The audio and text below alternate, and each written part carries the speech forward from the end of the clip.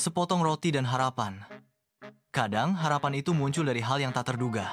Bukan dari hadiah besar, bukan dari keberuntungan tiba-tiba. Tapi dari sepotong roti yang hampir basi yang disambut oleh tangan mungil dengan mata penuh lapar dan doa. Hari ini, dengarkan kisah Bayu.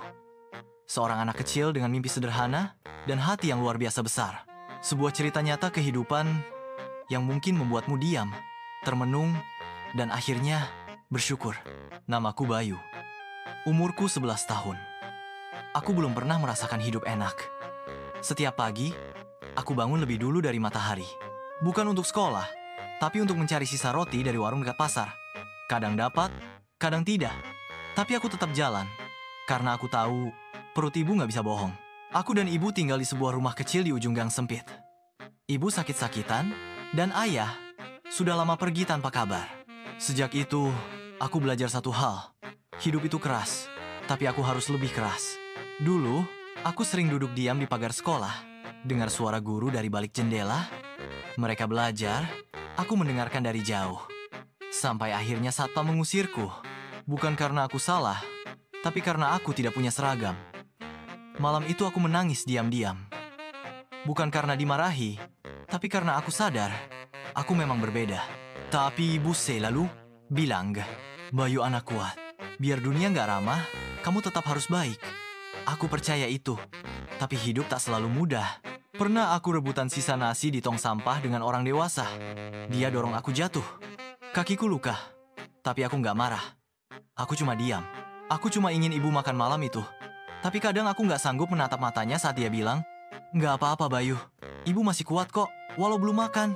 Sampai akhirnya, takdir mempertemukanku dengan Om Gani, pemilik toko roti tua di pasar. Aku bantu bersihkan halamannya tanpa diminta, dan dia melihatku. Kamu rajin ya? Mobong cuciepso? Katanya. Sejak hari itu, aku kerja bantu bersih-bersih. Bayarannya, roti yang masih layak makan, dan senyuman hangat yang tak pernah kutemui sebelumnya. Lambat laun, aku mulai belajar. Aku lihat cara bikin adonan, cara memanggang, dan untuk pertama kalinya dalam hidupku, aku merasa punya masa depan. Tapi ujian kembali datang. Ibu sesak napas parah. Aku panik. Aku bawa ibu ke puskesmas sendiri. Dokter bilang ibu harus rawat inap, tapi uangku tak cukup. Aku duduk di depan ruang IGD sambil genggam tangan ibu. Bayu, jangan menyerah ya.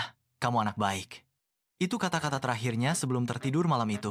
Aku pulang dengan hati hancur, tapi tekad yang lebih kuat dari sebelumnya. Aku janji pada ibu, aku akan jadi anak yang bisa membanggakanmu, walau tanpa ijazah. Om Gani akhirnya percaya padaku. Aku mulai diberi tanggung jawab bikin adonan sendiri. Setiap malam, aku belajar hitung-hitungan pakai buku bekas dari pelanggan. Dan suatu hari, aku bisa baca tulisan besar di depan toko. Toko Roti Harapan. Toko yang kubuka sendiri di usia 18. Setiap Jumat, aku bagikan roti gratis ke anak-anak kecil yang bernasib sepertiku dulu. Bukan karena aku kaya, tapi karena aku tahu rasanya lapar.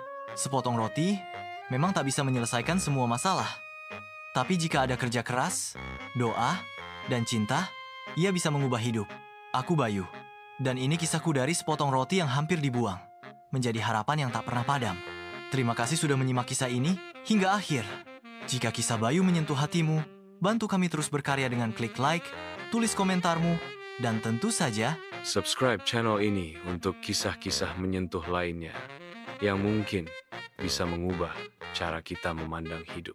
Karena setiap kisah, sekecil apapun, bisa jadi cahaya bagi yang sedang gelap.